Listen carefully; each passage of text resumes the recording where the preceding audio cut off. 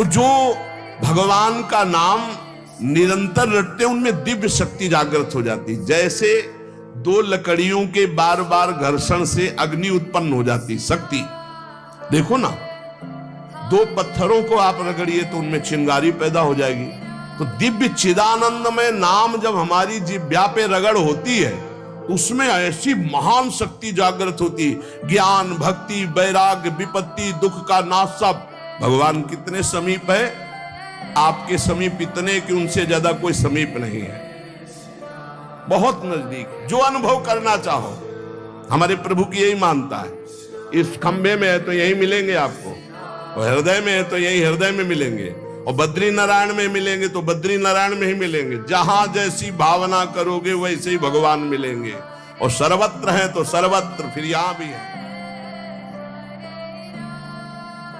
नाम जप सब कुछ इसी से प्राप्त हो जाएगा, विश्वास कर लीजिए। तो लोग पूछते हैं कौन सा नाम जप करें, तो पहली बात है कि जो आपके गुरु ने नाम दिया है वो नाम जप करो। यदि आपने गुरु नहीं बनाया तो जो नाम आपको भगवान का प्रिय हो, राम कृष्ण हरि शिव, जो नाम आपको प्रिय हो नाम जप करो। वो आपको गुरु से मिला देगा, गुरु मंत्र दिलवा देंगे, वो आपको भगवत प्राप्ति का सब वही नाम करवा देगा। आप शुरू तो करो नाम जप करना। जिनको सौभाग्य से गुरु मिल गए हैं, अपने गुरु के द्वारा दिए हुए नाम पर आसक्त हो जाओ। और मन का एक स्वभाव है, ये बगल में कुछ लेके चलने का स्वभाव है, गुरु से हटकर कुछ लेके चलने का। ये स्तोत्र ले लें, ये नाम ले लें, ये इसका स्वभाव है। इसी स्वभाव को हटाना है। गुरु ने कहा राम तो राम, गुरु ने कहा राधा तो राधा जीवन, उसी से आप देख लेना सब कुछ प्राप्त हो जाएगा। नाम की बड़ी महिमा है।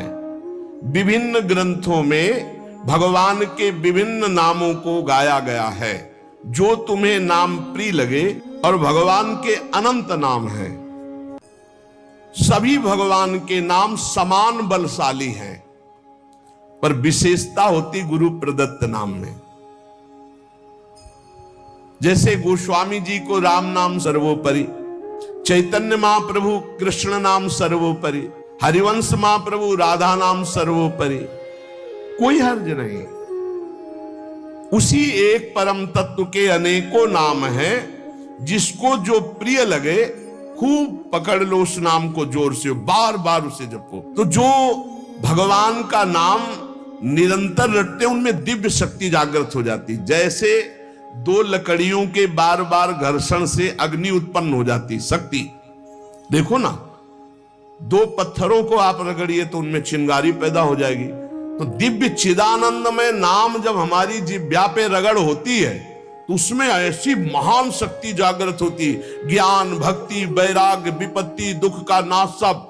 देखो गोस्वामी जी सरल भाषा में कह रहे हैं, यदि हृदय में और जगत में भी लोक में मंगल चाहते हो तो अपनी जिह्वा रूपी देहरी पर, जो भीतर और बाहर दोनों को मंगल करेगी, नाम विराजमान कर लो। गोस्वामी जी को प्राण प्रिय है 2 अक्षर राम, ऐसे प्राण प्रिय है हमारा 2 अक्षर राधा। जिह्वा पे विराजमान कर लो, लोक परलोक सब मंगल को प्राप्त हो जाएगा। सर्वत्र भगवत दर्शन, तीसरी बात आई।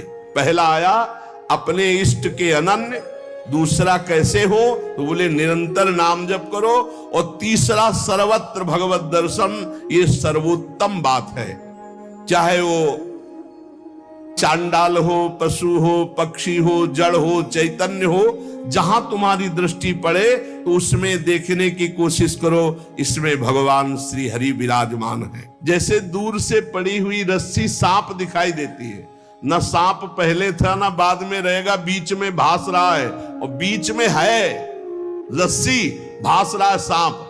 ऐसे ही ये संसार पहले नहीं था, बाद में भी नहीं रहेगा, बीच में भास रहा है, और है श्री कृष्ण, है प्रभु, और भास रहा है संसार। ये झूठा भ्रम हो गया। ये स्त्री है, पुरुष है, जड़ है, चैतन्य, एकमात्र भगवान बना हुआ है, जो सब में मुझको देखता है और मुझ में सबको देखता है।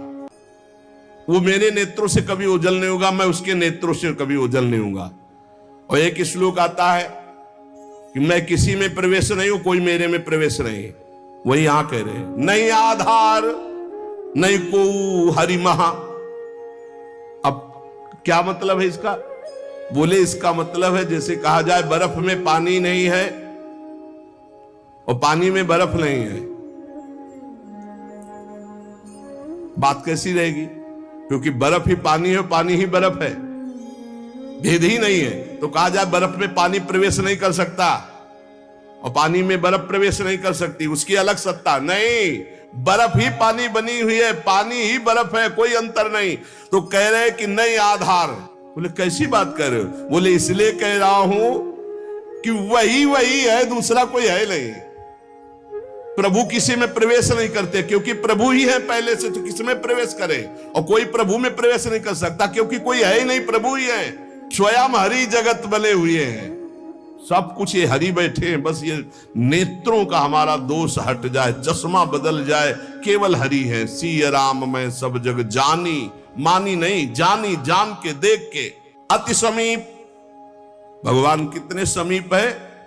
आपके समीप इतने कि उनसे ज्यादा कोई समीप नहीं है, बहुत नजदीक है। इतने नजदीक है कि अपने आप से भी नजदीक हरि है, अपने आप से भी। आप अभी अपने को शरीर मान रहे हैं या मन मान रहे हैं या स्वभाव मान रहे हैं, स्थूल सूक्ष्म कारण तीनों से नजदीक भगवान है। और इतने दूर हैं कि जन्म जन्म लग जाएंगे खोजते हुए, मिलना बहुत कठिन है। क्यों? क्योंकि बाहर खोजने से नहीं मिलेंगे, अंदर डूबने से मिलते हैं। अंदर जो लौट कर डूब गया वो पा गया हीरा, और जो बाहर चाबी घर में खो गए हैं और बाहर जंगल में पूरा जीवन ढूंढो, मिलेंगे क्या? घर में लौटो, अंतर में आओ, बहिर्मुख बात छोड़ो, अंतर्मुख हो करके एक चरणदास चित्त मनंते से अकेले अंदर घुसो। कुछ लेके नहीं जाओगे, प्रेम गलियत साकरी, जितने संबंध सब ये बोझा है, नहीं ले जाओगे अंदर। अंतर्मुख अकेले होकर असंगो हम, और फिर ढूंढो तो मिल जाएगा, वही मिल जाएगा। और जब वो मिलेगा तो ढूंढने वाला नहीं रहेगा, केवल वही वो है जो अनुभव करना चाहो। हमारे प्रभु की यही मानता है, इस खंबे में है तो यही मिलेंगे आपको, और हृदय में है तो यही हृदय में मिलेंगे, और बद्री नारायण में मिलेंगे तो बद्री नारायण में ही मिलेंगे। जहां जैसी भावना करोगे वैसे ही भगवान मिलेंगे। और सर्वत्र है तो सर्वत्र फिर यहां भी है। कैसे भगवान समाये हुए हैं? जैसे दूध में घी।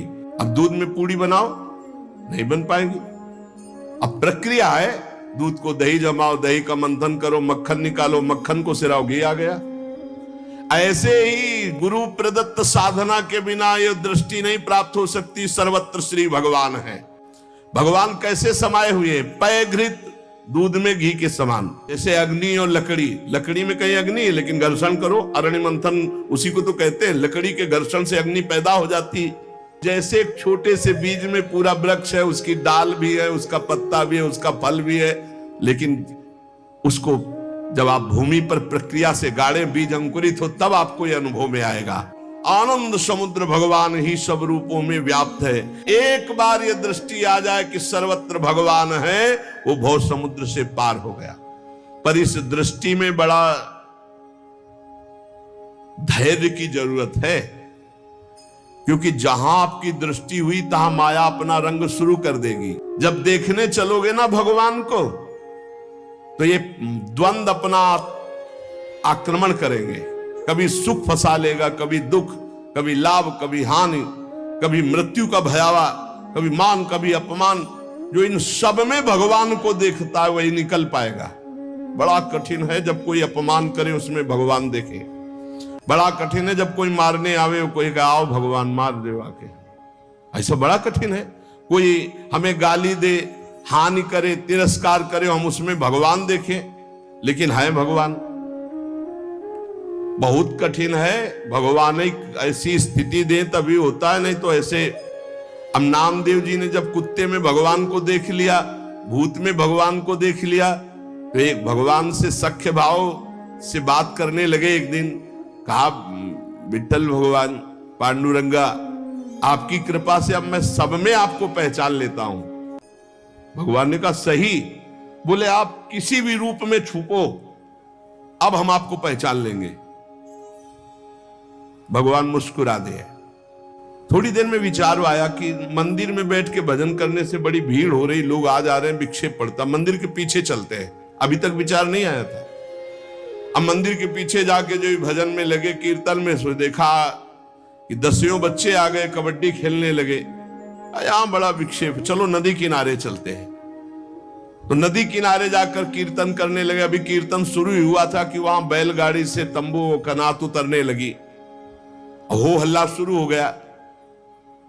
उनके नजदीक दूर से गए, बोले यहां हम भजन करने आए थे, यहां भी उपद्रव शुरू किया।